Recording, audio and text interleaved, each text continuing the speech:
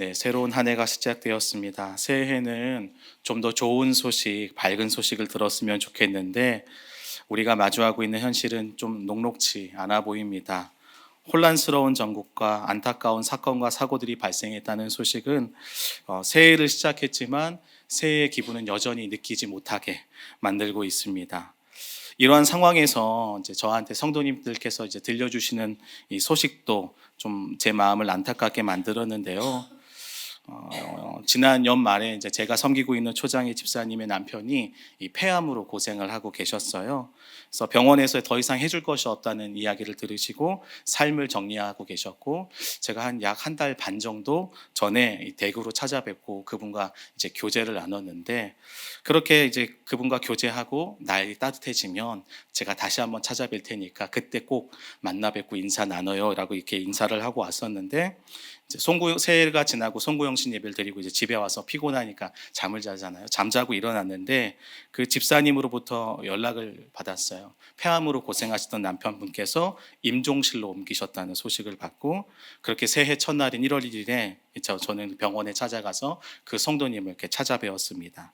이제 밝은 미소로 인사를 나누고 교제했던 성도님은 이 생사의 갈림길에서 사투를 벌이고 계셨고, 그리고 그 다음날 성도님은 결국 주님의 부름을 받으셨는데요. 그렇게 저는 새해 첫 장례를 치르게 되었습니다. 또한 그 주에는 또 다른 성도님으로부터 연락을 받았어요.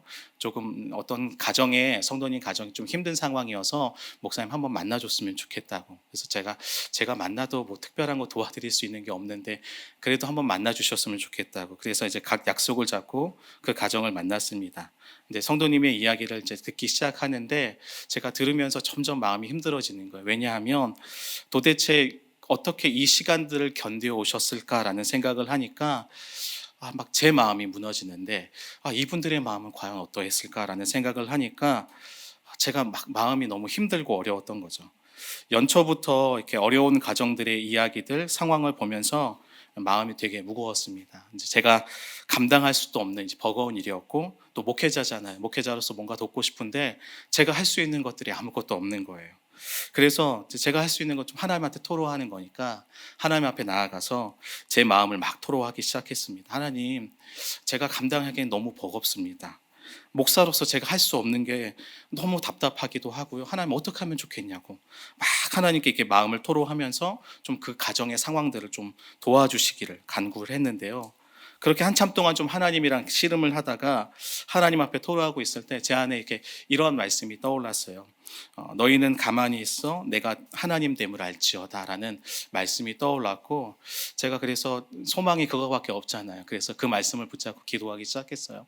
하나님, 저는 우리의 힘으로는 어찌할 수 없는 상황이니까 하나님의 하나님 되심을 좀 그 가정에 좀 보여달라고, 제 삶 가운데 좀 하나님의 하나님 되심을 보여달라고 조금 간절하게 기도를 하게 되었습니다. 제가 이제 설교를 준비하면서 이러한 가정들의 어려움들을 듣고 시간들을 보내면서 참 목회가 하면 할수록 뭐 오래 기간 한 건 아니지만 하면 할수록 어렵다라는 생각을 좀 하게 되었어요. 내 힘으로 뭔가 해보겠다고 하면 절대로 목회를 할 수 없다라는 생각을 해보게 되었고요. 또 어떤 목사님이 설교 때 이런 말씀을 하셨던 게 좀 기억이 났습니다. 목회자가 자기가 하고 싶은 대로 다 목회를 하게 되면 그것이야말로 좀 위험한 목회라고. 그래서 내가 하고 싶은 대로 지금 할 수 없는 게 참 은혜일 수도 있구나라는 생각을 하면서, 그럼에도 목회가 참 어렵다라는 생각을 하게 되었습니다. 오늘 우리는 이제 여호수아를 살펴보고자 하는데요. 모세가 죽은 후에 여호수아는 이스라엘의 새로운 지도자가 되었습니다. 그런데 지금 그가 마주한 상황은요, 여호수아가 감당하기에는 조금 벅차고 힘든 상황이었어요. 도대체 어떤 상황을 여호수아가 지금 마주하고 있었을까요? 먼저는 여호수아가 마주한 상황은요, 첫 번째는요, 모세의 죽음이에요. 여러분, 이스라엘 백성에게 있어서 모세라는 존재는요, 거의 절대적인 존재였습니다. 출애굽부터 광야 생활까지 하나님은 모세를 통해서 이스라엘 백성에게 말씀을 하셨고요. 또 하나님께서 세우신 권위를 가지고 모세는요, 이스라엘 백성을 처음부터 끝까지 인도를 했습니다. 그런데 때로는 그 여정 속에서 모세에게 대항했던, 그 권위를 인정하지 않았던 사람들도 있었죠. 근데 그런 자들이 다 어떻게 되었나요? 하나님께 징계를 당해요. 이처럼 이스라엘 백성에게 있어서 모세라는 지도자의 권위는요, 거의 절대적이었습니다. 그런데 지금 어떤 상황이에요? 그 모세가 죽었습니다. 모든 문제를 해결할 수 있을 것 같은 해결책이 있는 것처럼 보였던 모세가 지금 죽게 된 거죠. 근데 지금 그 상황에 여호수아가 지도자가 되어서 이스라엘을 인도해야 돼요. 저 같으면 굉장히 부담스러웠을 것 같아요. 여호수아는 전에는 자신이 모세의 수종자, 그러니까 모세의 종이었기 때문에 모세가 명령하는 대로 그대로 따르기만 하면 됐어요. 그런데 이제는 어떻게 해야 되죠? 자신이 직접 하나님으로부터 주어지는 말씀을 붙잡고 백성들에게 명령해서 모든 것을 책임져야 하는 자리에 있는 것이죠. 이렇게 지금 여호수아는요, 굉장히 부담스러운 자리에 있었습니다. 또 여호수아는 이 지도자로서 시험대 앞에 서게 되는 상황이었어요. 하나님은 새롭게 세워진 그 여호수아를 향해 어떤 말씀을 하셨냐면 2절에 보면 하나님께서 백성과 함께 너가 이스라엘 자손에게 주는 땅으로 가라라고 사명을 주신 것이죠. 근데 여러분, 여호수아 인생에 있어서 가장 큰 이 충격적인 사건이라고 하면 어떤 사건일까요? 출애굽 사건도 있겠지만 제가 생각해 볼 때는 정탐꾼 사건이었던 것 같아요. 왜냐하면 이 정탐꾼 사건으로 인해서 출애굽 1세대에서 자신과 갈렙만을 제외하고는 모두 다 광야에서 죽었다는 것이죠. 그것은 곧 여호수아가 출애굽 1세대의 실패를 직접 경험한 인물이었고요. 생각해 보세요. 여호수아가 어려서부터 함께 자라오고 생활하던 사람들이 다 그들의 죽음을 다 그가 목격했다는 뜻이기도 합니다. 근데 이러한 상황에서 이러한 트라우마가 있는데 이 백성들을 인도해야 한 상황에서 지도자로서 혹여나 자신의 실수나 백성들의 잘못으로 인해 또 같은 아픔을 반복하지는 않을까라는 그런 부담감이 그에게 있었을 것 같습니다. 또 그는요, 이 스스로의 지도력에 대한 의문을 지녔을 수도 있어요. 과연 백성들이 모세에게 그 권위를 인정하고 따라줬던 것처럼 과연 나에게도 백성들이 나의 말을 인정해주고 존중해줄까? 이거 잘 모르는 상황이었죠. 이처럼 여호수아는요, 가나안을 향한 여정을 시작하면서 이스라엘의 지도자로서 첫 시험대에 오르게 되었습니다. 마지막으로 그가 마주한 상황은 어떤 상황이었냐면 그는 이제 익숙한 것과 결별해야만 하는 상황이었습니다. 하나님은요, 여호수아에게 요단을 건너가라고 말씀하셨어요. 여러분, 요단을 건너면 그 땅은 하나님께서 약속하시는 가나안 땅입니다. 여러분, 요단을 건넌다는 것은 또 그 전에 이스라엘이 어떤 경험을 했냐면 출애굽 사건을 떠오르게 해요. 그러니까 이스라엘 백성들이 출애굽에서 어떤 사건을 기억했냐면 애굽에서 오랜 생활을 보냈잖아요. 그 애굽에서 오랜 생활을 보냈기 때문에 그들에게 있어서 광야의 생활은요, 이스라엘 백성에게 있어서 그동안 겪어보지 못한 것들과의 불편한 만남을 계속해서 경험해야 했던 것이죠. 그러게 광야에서 이스라엘 백성들이 어떻게 고백했습니까? 하나님께 불평하고 원망했어요.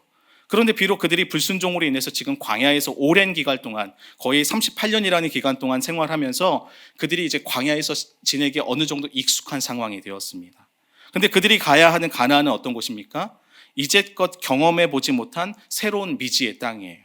새로운 세상으로의 진입은요, 누군가에게 기대감을 주기도 하지만 한편으로는요, 불안감을 형성하기도 합니다. 왜냐하면 그 땅에는요, 그 누구도 예상할 수 없는 불확실성이 그들에게 다가오기 때문인 것이죠. 그래서 이스라엘 백성은 광야에서 어떻게 살았습니까? 구름 기둥과 불 기둥의 인도를 받으면서 안전하게 생활했어요. 만나와 메추라기를 통해서 주어진 음식을 먹기만 하면 됐습니다. 그런데 이제 가나안은 어떻게 살아가야 하나요? 그동안의 생활과는 다른 패턴의 삶을 살아가야 돼요. 구름 기둥과 불 기둥처럼 가시적으로 눈에 보이는 하나님의 인도하심은 없습니다. 만나와 메추라기처럼 준비된 식사가 더 이상 그들에게 제공되지 않는다는 것이죠. 이것은 곧 가나안 생활이 또 다른 불평과 원망의 씨앗이 될 수 있었던 것임을 지금 보여주고 있는 것이죠. 그래서 이렇게 여호수아 입장에서는 약속의 땅으로 들어가는 것이 새로운 시작이었지만 그에게 있어서 현재 상황은 결코 만만치 않은 상황이었어요. 지금까지 보낸 광야보다 어쩌면 그 스스로가 느끼기에는 더 광야같이 힘들고 어려운 상황을 마주하게 되는 것입니다. 과연 여호수아가 이러한 상황 속에서 어떠한 생각이 들었고 어떠한 마음이 들었을까요? 하나님께서 여호수아에게 주시는 말씀은 과연 어떤 말씀이실까요? 그래서 그 말씀을 이제 살펴보려고 하는데요. 1절부터 4절까지는 그래서 하나님께서 여호수아에게 사명을 주셨다면 이제는 그 사명을 감당할 여호수아에게 주시는 말씀이 5절부터 9절까지 나옵니다. 그럼 하나님이 여호수아에게 어떤 말씀을 하시는가? 먼저는요, 하나님께서 여호수아에게 어떤 말씀을 하셨냐면 하나님께서 여호수아와 함께 하실 것이다 라고 말씀을 하셨어요. 5절에 내 평생에 너를 능히 대적할 자가 없을 것이야 라고 말씀을 하셨는데, 그 말을 풀어서 설명하면 여호수아 앞에 설 자가 아무도 없을 것이다 라고 하나님께서 말씀하신 것입니다.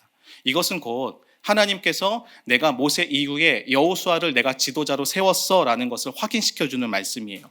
모세의 부재 속에서 리더십에 대한 고민이 있는 여호수아를 향해서 내가 처음부터 끝까지 너와 함께 동행할 것이고 네가 있는 곳마다 내가 함께 할 것이니까 너는 두려워하지 마 라고 주님이 말씀을 하시는 것이죠. 이러한 상황 속에서 여호수아에게 하나님께서 동행하신다는 말씀이 들려졌을 때 여호수아에게는 굉장히 큰 위로와 격려가 되었을 것입니다. 또한 하나님은 여호수아에게 어떤 말씀을 하셨냐면 강하고 담대하라 라고 말씀을 하셨어요. 당시 가나안 땅에는요, 거대한 아낙 자손이 있었습니다. 그리고 세계사에서 철기 문화로 잘 알려진 히타이트 민족, 우리 성경에는 헷족속이라고 나오는데요, 그 민족들이 살아가고 있었어요. 그러니까 가나안 땅에는요, 지금 이스라엘이 상대하기에는 굉장히 버거운 민족들, 아니 상대가 되지 않는 너무나 강한 민족들이 살고 있는 거예요. 근데 하나님께서 어떤 약속을 해주셨습니까? 내가 그 땅을 반드시 너희에게 줄 거야 라고 말씀을 하세요. 눈앞에 보이는 현실을 보면서 너가 두려워하거나 주저하지 말고 강하고 담대하라고, 나를 바라보고 나의 약속을 믿고 너 날 따라오라고 지금 하나님이 그에게 말씀하시는 것이죠. 또 이어서 하나님께서 어떻게 말씀하셨습니까? 율법을 묵상하고 지켜 행하라 라고 말씀을 하셨습니다. 가나안 입성을 앞두고 적들이 앞에 있으면 의뢰의 군사적인 준비를 하는 게 맞는 일인데, 하나님은요 그들에게 군사적인 준비를 시키시는 것이 아니라 도리어 그들의 신앙을 준비시키셨어요. 왜요? 가나안에서의 생활이 가장 중요한 것이 무엇입니까? 하나님과의 관계 때문이에요. 그래서 하나님은 주의 말씀을 묵상하고 그 말씀을 준행하도록 명령을 하신 것이죠. 이처럼 하나님은요 여호수아에게 가장 삶의 중요한 기준을 가르치시면서 하나님이 어떠한 분이신지 너희가 기억해야 되고 너희는 어떤 백성인지 너희가 잘 기억해야 된다라고 말씀을 하셨습니다. 이렇게 하나님의 말씀을 묵상하고 그 말씀에 순종하여 나가면 어떻게 되겠다고 말씀하셨어요? 너희가 형통할 것이야 라고 하나님이 말씀하셨죠. 하나님이 그와 동행하며 적들을 물리치고 권위를 세우시며 그와 동행하는 이스라엘 백성에게 약속하신 땅을 차지하도록 하겠다라고 말씀을 하신 것입니다. 그래서 제가 이 말씀을요 좀 쉽게 구조로 좀 정리를 해봤어요. 한번 보여주시겠어요? 네, 공부하는 것 같죠? 네, 구조가 이렇게 되어 있습니다. 내가 너와 함께 할 것이다가 위아래로 같이 들어가 있고, 그 다음에 강하고 담대하가 또 동일하게 나와 있고, 형통할 것이다 라고 말씀한 것이 있고, 가장 중심부에 핵심에 뭐가 담겨 있죠? 율법을 묵상하고 지켜 행하라 라고 말씀하고 있어요. 이것은 좀 교차 대칭 구조, 영어로는 인클루지오라고 하는데요. 네, 이 구조의 가장 중심부에 들어있는 게 율법을 묵상하고 지켜 행하라는 거예요. 그러니까 하나님께서 지금 여호수아에게 많은 말씀을 하셨지만 가장 핵심적으로 하는 말씀이 뭐예요? 말씀 앞에 서라는 거예요. 너가 말씀을 묵상하고 그 말씀을 지켜 행하면 된다라고 지금 주님이 말씀을 하시는 것입니다. 복잡하고 어려운 상황이지만 또 두렵고 떨리는 상황이지만 그 말씀 앞에서 가장 붙들어야 하는 것은 무엇이냐? 바로 말씀이다 라고 지금 주님이 말씀하고 계신 것이죠. 그렇다면 우리가 생각해 볼 점이 있어요. 그럼 이 말씀을 통해서 그럼 과연 우리가 말씀을 붙잡고 살아갈 때에 하나님의 말씀이 우리에게 주어지는 은혜가 무엇인지 좀 생각해 볼 필요성이 있죠. 여러분, 먼저 하나님의 말씀은 우리에게 무엇을 허락하냐면 위로를 줍니다. 여러분, 여호수아가 가장 외로운 자리인 지도자의 자리에 있을 때에, 여러분 지도자의 자리에 있을 때 그 마음을 온전히 헤아릴 수 있는 사람은 별로 없을 것 같아요. 지도자는 굉장히 외로운 자리인 것 같습니다. 그런데 그런 외로운 자리에 있을 때 하나님이 여호수아와 함께 하시겠다고 말씀하셨어요. 이것은 곧 누구보다 여호수아의 상황과 마음을 내가 그 마음 잘 알고 있어, 내가 그 마음 이해하고 있다라고 주님이 말씀해 주시는 것이죠. 여러분, 주님이 우리의 마음을 알아준다는 것처럼 큰 위로는 없을 것입니다. 가장 외로울 때, 가장 연약할 때, 가장 괴로울 때 주님은요 우리 곁에서 우리와 끝까지 함께 하시면서 우리에게 위로를 주시는 분이세요. 또한 하나님의 말씀은 우리에게요 격려를 하며 우리를 격려합니다. 여러분, 여호수아가 가나안 땅에 들어가서 적들과 싸워야 할 때 불안하고 두렵죠. 이런 상황에서 하나님께서 여호수아에게 강하고 담대하라고 말씀하셨어요. 내 평생에 너를 능히 대적할 자가 없게 할 것이야 라고 말씀하신 것은 너가 분명히 이 전쟁에서 승리하게 될 것이야 라고 말씀을 하신 것이죠. 즉 포기하고 싶은 상황일지라도 포기하지 않도록 그를 붙잡아 주셨던 것이고요. 할 수 없을 것만 같은 상황에 하나님 힘과 용기를 더해 주신 것입니다.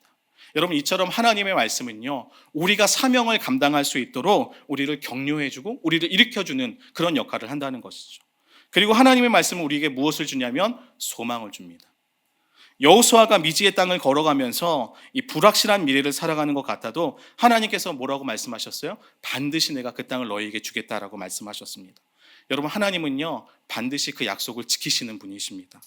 우리가 보기에는요 당장 눈앞에 현실적이지 않고 열매가 없는 것 같이 보일지라도 하나님께서 약속하신 것을 반드시 지키심을 통해서 너희가 소망을 가지라고, 지금 현실의 눈에 고정하지 말고 나를 바라보고 나의 약속을 신뢰하면서 소망을 가지라고 말씀하시는 것이죠. 이처럼 하나님께서 여호수아에게 말씀하셔서 그를 위로하시고 격려하셔서 또한 소망을 주셔서 그가 주님의 말씀 안에 거하도록 하셨습니다. 그래서 온 여호수아에게 주셨던 그 사명을 여호수아가 온전히 감당할 수 있도록 돕고 계신 것이죠. 눈에 보이는 상황에 따라 불안한 마음에 따라 이리저리로 흔들리는 삶이 아니라 말씀 안에 거하며 말씀 위에 깊이 뿌리 내리는 삶으로 그를 이끌고 계시는 것입니다. 여러분, 이 삶은 우리 삶에도 동일해요. 오늘날 하나님도 우리에게 동일하게 말씀하십니다. 그리고 그 말씀을 통해 우리는 주님으로부터 위로를 받고 격려를 받고 다시 한번 소망을 붙잡고 살아갈 수 있는 삶의 이유를 발견하게 되는 것이죠. 근데 제가 말씀 이렇게 준비하다가 근데 문제가 뭘까요? 우리 이렇게 다 알아요. 하나님의 말씀이 주시는 그 은혜들을 다 알고 하나님 말씀이 중요한 거 다 아는데 우리가 말씀을 통해 큰 은혜를 받고 누리지만 여러분, 우리라는 존재는 어떻습니까? 우리는 또 현실이라는 거대한 벽 앞에서 또 좌절하고 넘어진다는 거예요. 주님의 말씀이 우리에게 들렸을 때 우리가 함께 막 모여서 찬양하고 주의 말씀을 들었을 때 그래, 다시 한번 말씀대로 살아보자 이렇게 하지만 어떻습니까? 여전히 변하지 않는 현실 앞에서 우리는 금세 은혜를 잃어버리고 좌절하고 낙담해요. 하나님의 말씀을 바라봐야 하는데 우리 당장의 눈앞에 보이는 어려운 문제들을 그것들을 바라보고 해결하기에 급급합니다. 우리 힘으로 해결할 수 없는 상황 속에서 또다시 무력함을 경험하죠. 도대체 언제까지 이렇게 살아가야 하냐고 자주 섞인 독백을 쏟아놓기 일쑤인 것입니다. 근데 제가 이런 상황에서 묵상을 하다가 어떤 책을 읽었냐면 바울로부터라는 책을 읽었어요. 바울로부터라는 책이 어떤 책이냐면 그 CGN인가요? 아무튼 거기서 바울의 여정을 이렇게 다큐멘터리 영상으로 찍은 걸 책으로 만들었더라고요. 그래서 제가 책을 쭉 읽었는데 제가 책을 읽으면서 뭘 느꼈냐면 사도 바울의 전도여행은 다시금 느끼는 거지만 진짜 어려웠구나. 진짜 쉽지 않았다라는 생각을 해보게 되었어요. 왜요? 복음을 전했는데 사람들에게 돌을 맞아서 죽을 뻔하기도 하고요. 선한 동기로 이 복음 사역에 헌신했음에도 불구하고 때로는요 함께 마음을 나눈 동역자들과 싸워서 관계가 깨지기도 했고요. 또 최선을 다해서 복음을 전했는데 아무런 열매를 맺지 못하고 때로는 거절당하기도 했고요. 또 심지어는 억울한 오해를 당해서 감옥에 갇히기도 했습니다. 더 나아가 어떤 일이 벌어졌을까요? 자신이 개척했던 교회에서 오히려 사도권에 대한 의심만 받고 권위를 제대로 인정받지 못하면서 이 거짓 교사들의 그 비난과 그 거짓말에 속아서 사람들이 막 사도 바울을 의심하고 비난하는 일도 받았고요.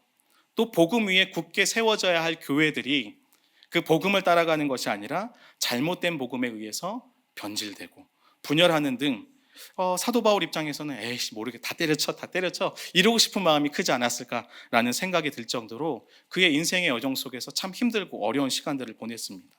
근데 여러분, 이렇게 사도 바울의 여정이 힘들고 어려운 삶의 연속이었지만 정말로 제가 또 발견한 것은 무엇이냐면 정말로 놀랍게도 하나님은요 때마다 그에게 때에 맞는 은혜를 허락해 주시더라고요. 돌을 맞아 죽을 뻔해서 이제 멈춰야 되나 이런 상황 속에서 그곳에서 누구를 만나게 되나요?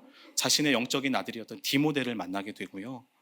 또 로마 시민임에도 불구하고 억울하게 심한 매질을 당해서 옥에 갇혔음에도 불구하고 그때 하나님께서 어떻게 하셨습니까?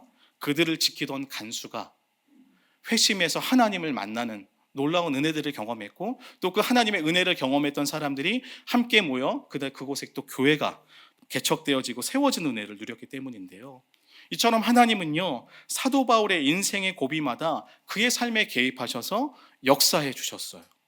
그래서 이렇게 사도 바울이 인생의 고비마다 역사하시는 하나님의 손길 속에서 무엇을 느꼈을까요? 아, 하나님이 나를 이방인의 사도로 부르셔서 복음을 전하라고 하신 그 말씀이 진짜였구나. 그 하나님의 말씀을 다시 한번 되새겼을 것입니다. 그리고 불가능한 상황 속에서도 주의 말씀이 역사하시는 그 현장을 경험하면서 하나님의 생각은 나의 생각보다 크고 깊다는 것을 그가 깨달았을 거예요. 말씀이 이루어지는 삶의 자리에서 하나님의 말씀이 진실로 맞는 거구나라는 확신이 그 안에 더욱더 생겼을 것입니다. 그렇게 사도 바울은요, 말씀 앞에 자신의 삶을 굳건하게 세웠고 더 나아가 그 말씀에 대한 확신을 통해서 다시금 헌신의 자리로 또 나아갈 수 있게 된 것이죠. 이처럼 사도 바울이 온갖 역경에도 불구하고 이 길을 끝까지 걸어갈 수 있었던 것은요, 바로 살아계신 하나님의 말씀이 그의 삶을 끝까지 붙들었기 때문인 것입니다. 여러분, 구약에 보면 하나님의 종으로 쓰임받은 사람들에 대한 소명 기사가 막 등장하는 걸 볼 수 있어요. 그런데 우리가 살펴보는 여호수아는요, 특별한 소명 기사가 담겨져 있지 않습니다. 그저 성경은 여호수아를 어떻게 소개하고 있냐면 모세의 수종자, 즉 모세의 종이라고 소개를 해요. 어떻게 보면 여호수아는요, 특별했던 모세와는 좀 다른 사람처럼 보입니다.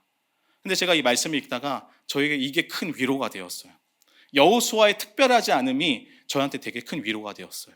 왜냐하면 여호수아가 특별한 사람이 아니라 보통의 사람처럼 느껴졌기 때문입니다. 성경에 보면 이러한 보통의 사람 여호수아는요, 종종 인간적인 모습을 보일 때가 있어요. 전쟁에서 승리를 했지만 그 승리의 안일함 때문에 다음 전쟁에서 실패를 하기도 했고요. 또 기브온 사람들에게 속아서 어쩔 수 없는 조약을 맺기도 하고요. 연약하고 실수하는 장면의 모습들을 보여요. 그럼에도 불구하고 하나님은요, 그 보통의 사람 여호수아를 통해서 일하셨습니다. 어떻게 이러한 일이 가능했을까요? 여호수아가 말씀에 순종하여 걸어 나아갔을 때 하나님께서 그의 삶을 붙드셨기 때문인 것이죠. 하나님의 말씀이 그의 인생에 들려졌고 그가 처음에는 하나님 말씀을 붙잡고 살아가는 것처럼 보였지만 그 말씀에 순종하여 나아갔을 때 하나님의 말씀이 도리어 그의 삶을 붙잡고 그의 삶을 끝까지 인도하셨기 때문입니다. 광야처럼 보이는 상황에서도 힘들고 외롭고 지쳐있는 마음 가운데서도 여호수아가 끝까지 이 길을 걸어갈 수 있었던 것은요, 바로 여호수아가 하나님의 말씀에 붙들린 인생이었기 때문이라는 것이죠. 그래서 이러한 은혜를 경험한 여호수아는요, 고별설교에서 이렇게 말합니다. 여호수아 23장 6절에 이렇게 나와 있는데 함께 한번 읽어볼까요? 그러므로 너희는 크게 힘써 모세의 율법책에 기록된 것을 다 지켜 행하라.